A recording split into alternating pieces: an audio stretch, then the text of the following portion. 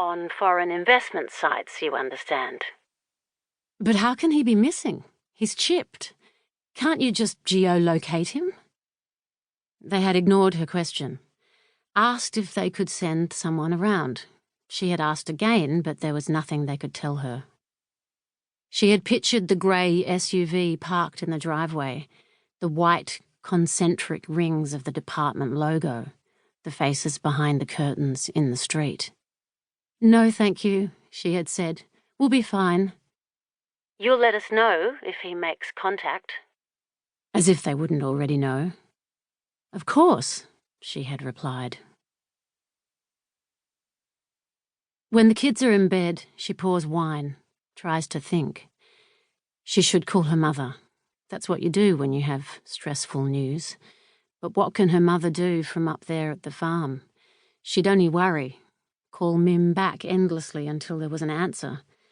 And she's still so tender. Michael, then Dad.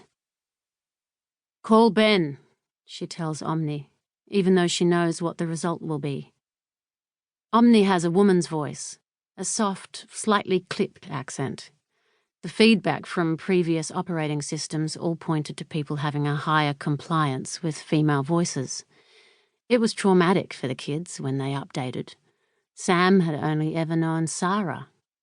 Omni took some getting used to. "Unable to make contact." It's not unusual.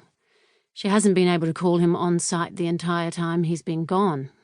He could make scheduled calls with the rest of the crew from the IT room, hardwired in, so at least they get to see his face.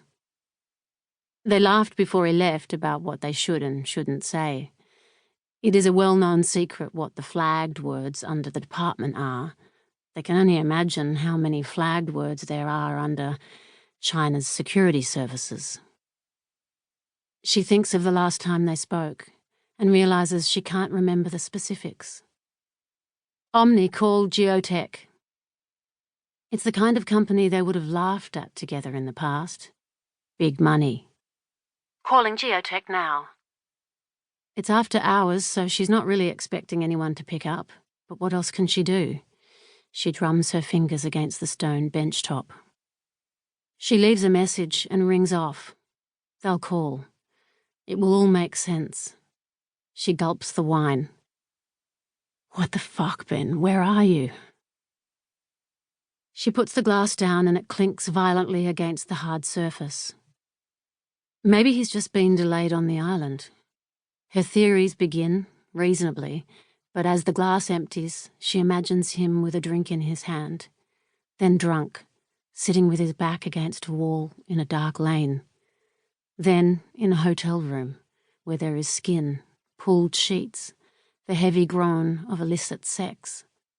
A mangled taxi, suitcase thrown against the traffic, a foreign emergency ward. The glass is empty. Another glass means another bottle. Maybe it will help her sleep. She scrolls the feeds for news from Indonesia, but there is nothing about a missing Australian engineer. Nothing but apocalypse stories, or that's how it reads. The equatorial region is beginning to really sweat it. The patterns of climate refugees marking trails like new currents on the maps as they swarm to higher, cooler ground. Ben was mad to go there, but the money, the fortunes to be made there before the whole region swallows itself, plus the danger money. Thanks to the ever-increasing frequency of seismic activity, quakes, aftershocks, the suck and spill of tidal waves, for people like Ben, like her to a lesser extent, there was a thrill in that. The added frisson of knowing how the earth worked, or thinking they knew anyway. There was a need for people like Ben to extract the wealth from the fault lines before tectonic movement, the spluttering, violent earth, made it impossible. He had promised it'd only be another couple of years, then they'd be set. He could work less. She could take the helm, if she wanted, and they'd be secure financially, at least. She missed work, the brain stretch of geology. That's why she was so keen.